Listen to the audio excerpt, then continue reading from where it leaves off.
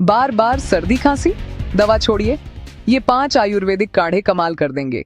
मौसम बदलते ही नाक बहना, गला खराब, खांसी और थकान हर घर की समस्या है। आयुर्वेद कहता है कफ दोष बढ़ने से सर्दी खांसी होती है और ये काढ़े कफ को जड़ से शांत करते हैं।